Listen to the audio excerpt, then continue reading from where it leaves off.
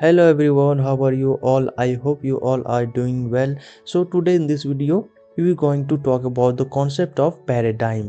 तो बेसिकली जो हमारा जो पैराडाइम है इन ज्योग्राफी वो क्या कहता है, जो इसका हम आज पढ़ेंगे। ओरिजिन पढ़ेंगे, ये कहाँ से इवॉल्व हुआ, ओरिजिन पढ़ेंगे। इसके बाद कॉन्सेप्ट के बारे में हम लोग पढ़ेंगे कि ये आखिर कॉन्सेप्ट क्या कहता है। और इसके बाद हम लोग पढ़ेंगे साइकिल ऑफ कून। और इसके बाद हम लोग पढ़ेंगे geographical implementation of this concept. तो बेसिकली ये हमारा जो कॉन्सेप्ट है ये हमारा एक अमेरिकन हिस्टोरियन थे ऑफ साइंस नॉन एज, जो कि जिसका नाम था थॉमस कून, इन्होंने ही दिया था।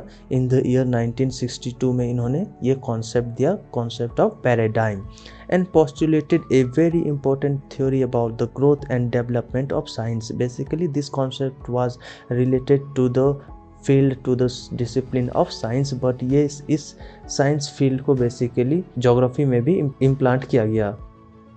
तो basically according to Kuhn, science is not a well regulated activity where each generation automatically builds upon the results achieved by earlier workers. It is a process of varying tension in which tranquil periods characterized by steady acceleration of knowledge are separated by crisis, which can lead to upheaval within the subject discipline and breaks in continuity.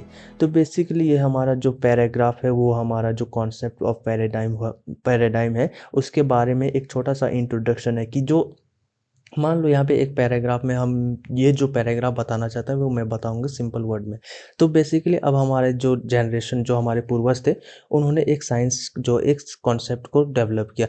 अब ये concept जो हमारा linear pattern में चल रहा है, यानी कि यहाँ पे कोई चेंज नहीं हो रहा। ठीक, अगर अब देखोगे कुछ टाइम के बाद ये जो हमारा कॉन्सेप्ट है, ये हमारा जो साइंस है वो फीका होने लगेगा। क्यों फीका होने लगेगा? क्योंकि वो हमारे लिए प्रॉब्लम सॉल्विंग नहीं है। दिस कॉन्सेप्ट और this science is not a problem solving for our human society. तो बेसिकली यहाँ से चेंज होकर के अब जो दूसरे साइंटिस्ट, हमारे जो यंगर जनरेशन के साइंटिस्ट रहेंगे, वो इस पीरियड को, इस पैराडाइम को चेंज करके दूसरे में लेके जाएंगे। और इसी तरह से हमारा जो पैराडाइम होता है वो चेंज होता है, और इससे जो हमारा जो सब्जेक्ट है वो अपीविल होता है, यानी कि उठता है within the discipline and breaks in continuity. तो बेसिकली यही हमारा पैराग्राफ यही कर रहा है।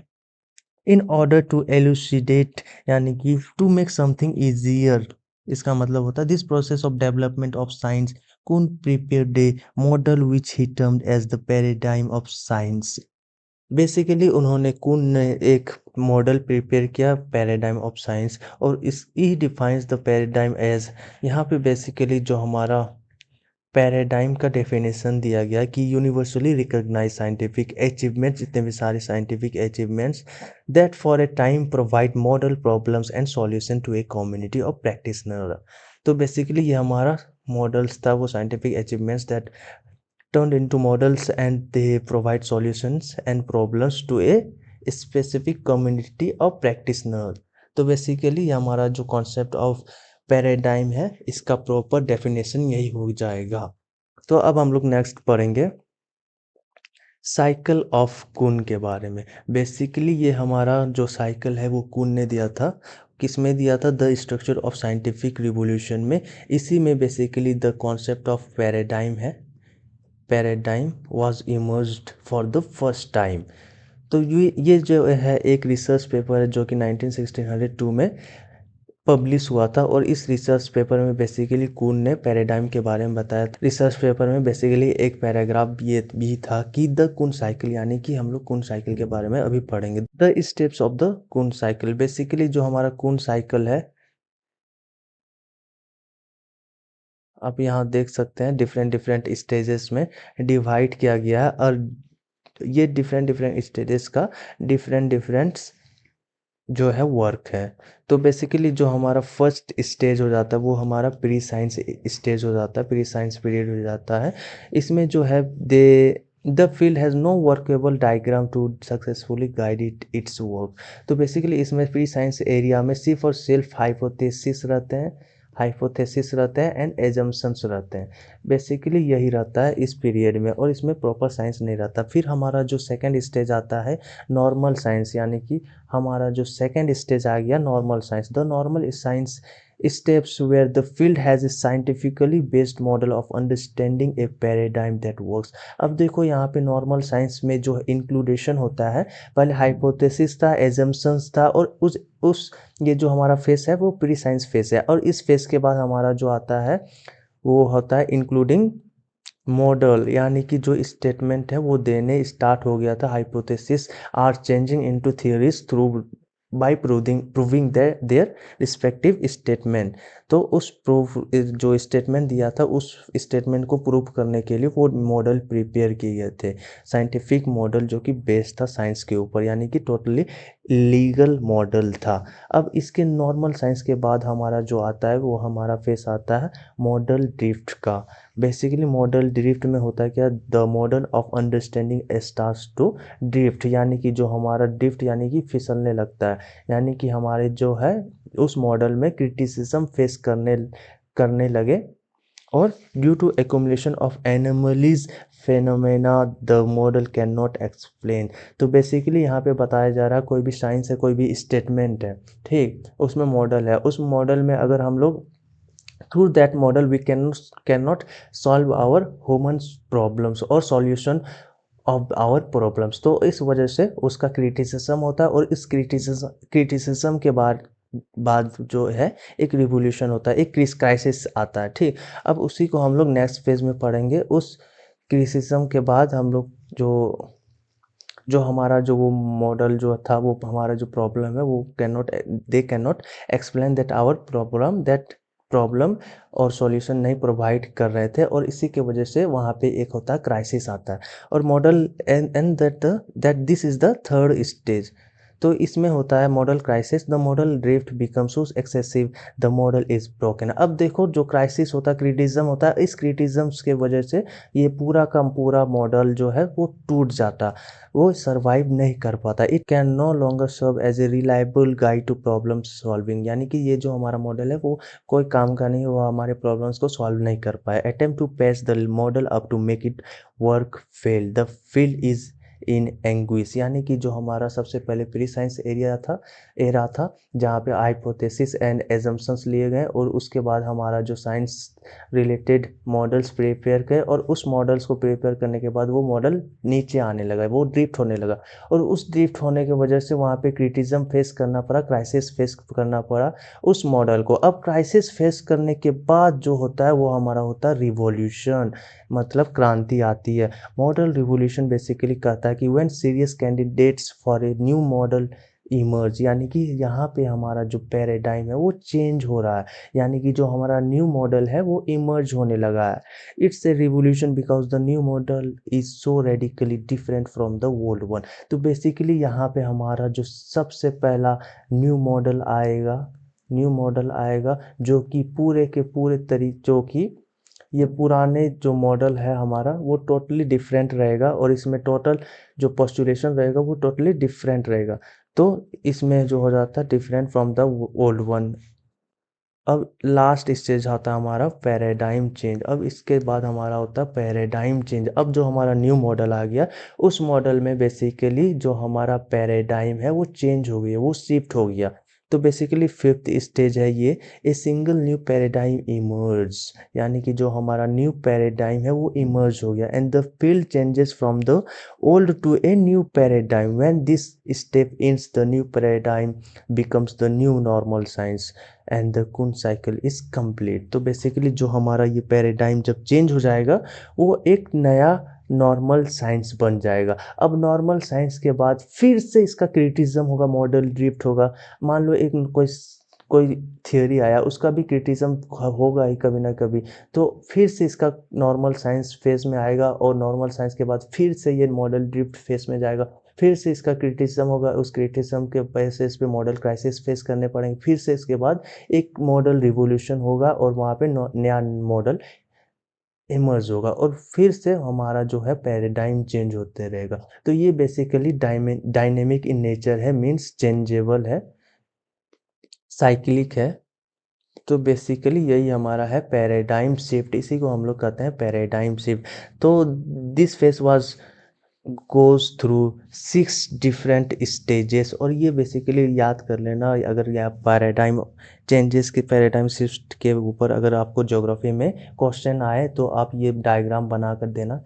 ये डायग्राम बेसिकली ये डायग्राम बना देना, पूरे के पूरे नंबर मिलेंगे यार, मैं गारंटी देता हूँ।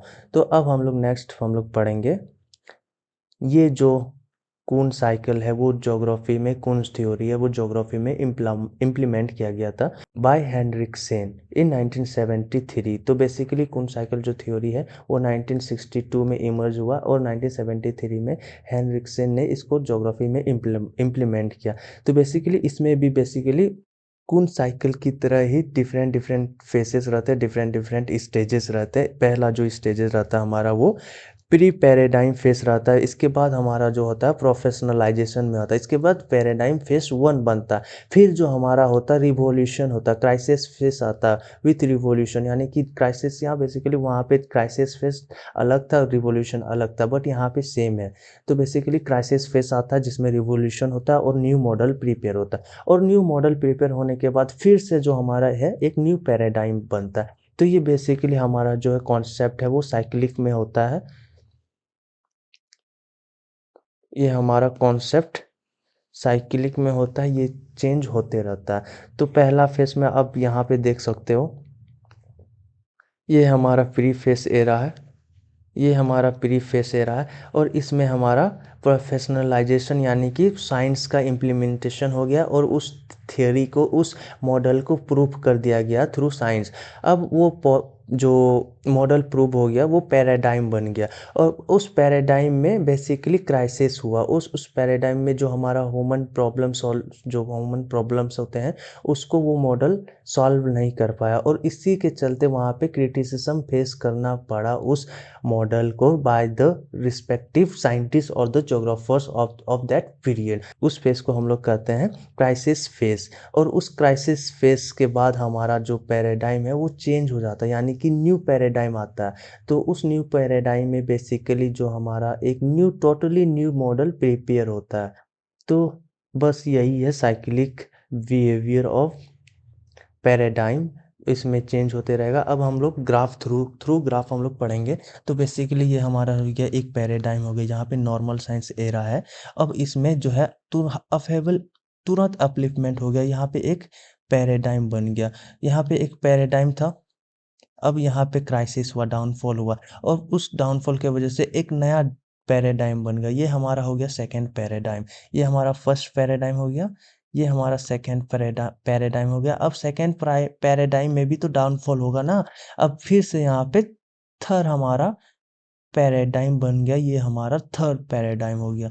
तो बेसिकली ये चलते रहेगा और new new concept, new new models, new new statement and theories आते रहेंगे और उसका क्रिटिसिज्म भी होते रहेगा। तो बेसिकली कून भाई साहब ने यही कहा था कि भैया देखो कोई भी चीज़ एक फिक्स नहीं रहती, वो चेंज होते रहती है। तो इसी में यहाँ पे ये नीचे का पैराग्राफ बेसिकली यही स्टेट करता है ये मॉडल को, और ये मॉडल बेसिकली जो ज्योग्राफी में है इम्प्लीमेंट किया गया था बाय हेनरिक सेन 1973 में। अगर आप देखोगे साइंस में आप पढ़ोगे तो इसका फादर है कून, थॉमस कून। अगर आप ज्योग्राफी से पढ़ोगे तो बेसिकली इसका ज्योग्राफी में मेजर कंट्रीब्यूशन है, मेजर कंट्रीब्यूशन तो एब्सोल्युटली कि जो हमारा थॉमस कून है वो रहेगा, बट साइड बाय साइड जो ज्योग्राफी में इम्प्लीमेंट किया गया था वो हेनरिक्सन के द्वारा गया गया था इन 1973। तो बेसिकली जो हमारा जो है हेनरिक्सन वो ज्योग्राफी में इम्प्लीमेंट करने, जो साइकिल कून साइकिल थ्योरी है वो इम्प्लीमेंट किया था ज्योग्राफी में। और कून साइकिल थ्योरी कब आया था? 1962 में। तो बेसिकली 11 साल बाद हेनरिक्सन ने ज्योग्राफी में इम्प्लीमेंट किया था इस थियोरी को।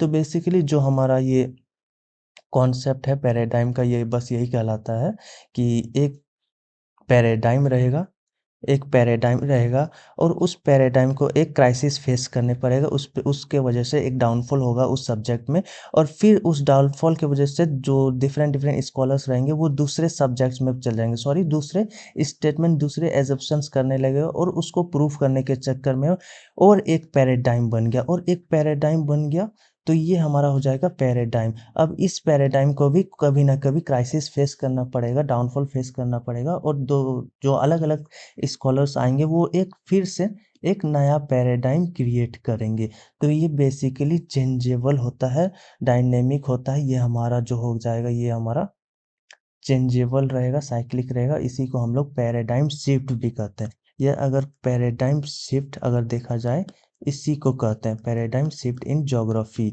तो आई होप कि आज का वीडियो आप सभी लोगों को पसंद आई होगी। अगर वीडियो पसंद आई और जो कॉन्सेप्ट है पैराडाइम शिफ्ट और पैराडाइम से रिलेटेड वो अगर आपको अच्छे से समझ में आ गया होगा, तो हमारे चैनल को सब्सक्राइब और वीडियो को लाइक कर दीजिएगा। अगर कोई डाउट है तो कमेंट सेक्शन में आप ज़रूर से ज़रूर पूछिएगा, मैं डेफिनेटली रिप्लाई करूँगा।